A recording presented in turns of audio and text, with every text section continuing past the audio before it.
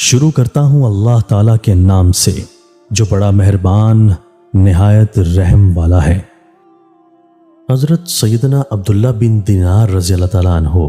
حضرت سیدنا عبداللہ بن عمر رضی اللہ تعالیٰ عنہما سے روایت کرتے ہیں کہ انہیں ایک دیہاتی شخص مکہ مکرمہ کے راستے میں ملا تو اپنے والد گرامی امیر المومنین حضرت سیدنا عمر فاروق اعظم رضی اللہ تعالیٰ عنہ کے دوست کی اولاد کے ساتھ نیکی کی، کیونکہ دوست کی اولاد کے ساتھ نیکی کرنا دوست کی خوشی کا باعث ہے اور والد کے دوست کی خوشی والد کی خوشی کا باعث ہے۔ یقیناً حضرت سیدنا عبداللہ بن عمر رضی اللہ تعالیٰ عنہ حسن سلوک کے اعلیٰ درجے پر فائز تھے، اور کیوں نہ ہوتے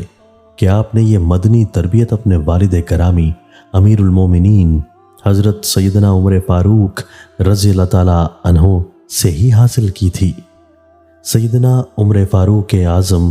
رضی اللہ تعالیٰ عنہ وہ سچے پکے عاشق رسول تھے جو تمام صحابہ کرام بلکہ تمام مسلمانوں کے ساتھ نہایت ہی حسن سلوک کے ساتھ پیش آیا کرتے تھے، تمام مسلمانوں کے جملہ حقوق کا خیال رکھا کرتے تھے۔ آپ رضی اللہ تعالیٰ عنہ نے کبھی کسی کو کوئی تکلیف نہ دی، کبھی کسی کا کوئی حق تلف نہ ہونے دیا، نیز ہر شخص کے ساتھ حسن سلوک سے پیش آنا آپ رضی اللہ تعالیٰ عنہ کی مبارک عادات میں شامل تھا، اور عموماً والدین کے اوصاف ان کی اولاد میں بھی پائے جاتے ہیں۔ یہی وجہ ہے کہ آپ رضی اللہ تعالیٰ عنہ کے بیٹے اور جلیل القدر صحابی حضرت سیدنا عبداللہ بن عمر رضی اللہ تعالیٰ عنہ بھی حسن اخلاق کے پیکر تھے۔ حسن سلوک کے متعلق 3 فرامین مصطفیٰ صلی اللہ علیہ وآلہ وسلم۔ 1، ہر حسن سلوک صدقہ ہے، غنی کے ساتھ ہو یا فقیر کے ساتھ۔ 2،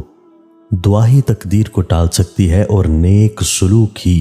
عمر میں اضافہ کرتا ہے۔ 3، جسے یہ پسند ہو کہ اس کی عمر اور رزق میں اضافہ کر دیا جائے تو اسے چاہیے کہ اپنے والدین کے ساتھ اچھا برتاؤ کرے اور اپنے رشتہ داروں کے ساتھ صلہ رحمی کیا کرے۔ 4، جو اپنے والدین کے ساتھ اچھا برتاؤ کرتا ہے اس کے لیے خوشخبری ہے کہ اللہ عز و جل اس کی عمر میں اضافہ کر دیتا ہے۔ اللہ عز و جل سے دعا ہے